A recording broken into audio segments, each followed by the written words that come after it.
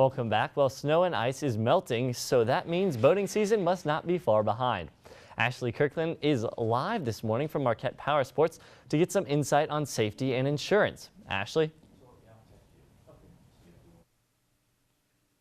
Good morning, Sam. We are back here in Negaunee. We came back from Marquette, and we're at Marquette Powersports to learn about boating safety. You're right, the season is coming up, and people need to know all they need to know about the boating safety season before we start going into the warmer weather. Right now, I'm here with Frank, and he's here at Marquette Powersports to tell us more about it. Frank, thank you so much for being here. So what do people need to know as we start to embark on boating season here? I think the first thing that people should do is find their owner's manual, because they probably haven't reviewed it for a while, and it'll give them a lot of good information about making sure that they've done the right maintenance when they put the boat away and what things they need to do to prepare for the boating season. The other thing they should do is they should go online and they can look at boater safety options that are available. There are good ones through the state of Michigan and through the U.S. Coast Guard, and that'll give them some hints about what they need to do to prepare their boat and make sure it's properly equipped. The simple, logical thing to do, though, is just look at your boat.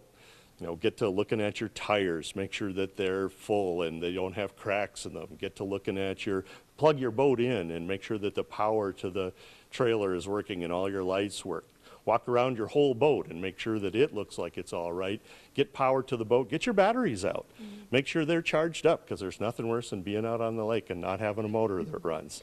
Those things would be the first basic things I think would be good to do. Okay, so speaking of walking around, we are on one of your boats right now, and we're going to let everyone take a tour here of this boat. It's pretty lovely. What are we standing on? This is a Bennington pontoon boat, and this is one of the really nice types of watercraft that you can buy. These are really comfortable. They're intended for a group of people to get out and just sort of tour out on a piece of water. The power that's on them is usually high enough for you to actually ski behind if you want to, but it's a nice way to spend a day on the water. Very nice. And so what kind of features are in this boat here? Well, it's got all kinds of storage under all the seats. The seats are about as comfortable as what you've got in your living room. There are various options that you can add to the boat in terms of covers and tables and privacy features that are on the back. You can add in stereo components. There's a lot of things that you can do to add. You can kind of build the boat to fit the way you want to work on the water.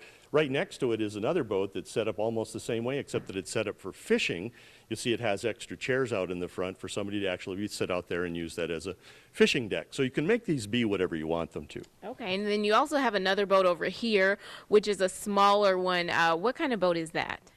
That's a Bayliner 170, and it's intended as a family, all-around fun crossover kind of a boat. You can fish off of it. You can use it for just general cruising. You'll see there's a pylon up at the stern that you can hook on tow ropes for skiing. It's got all kinds of power. It's just a real fun, real nice size, but it also has a trolling motor on the front of it, so you can use it as a fishing platform. It's a good crossover type of a boat again. Okay, and so what kinds of things should people store in their boat for safety, as far as LED lights or anything that they'll need in case of an emergency? Well, of course, the first and most important required thing is a personal flotation device for every person on board. Actually, you want to have one for every seat in the boat. And you want to store those with the boat so you don't get to the water and then suddenly find out you don't have them. You want to have a fire extinguisher on board. You know, hopefully you never have a boat fire, but you want to have an extinguisher if you do.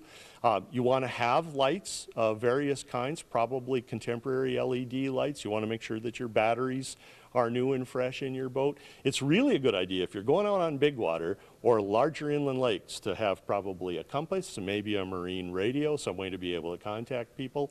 Those are the things you want to generally have to start with. Right. And you're going to want to have some important numbers like the Coast Guard and things like that? It'd be handy to know how to get a hold of the Coast Guard. If you're going to do a lot of boating, you know, put that into one of the numbers on your cell phone. You can usually get cell service in most of the lakes you're at. That's why the marine radio, because you can contact the Coast Guard or other boaters who are in the area if you need help. Those are things that would be a good idea. Okay, awesome. Well, thank you, Frank. Thanks for, and I hope you sell this boat today. I hope I do too.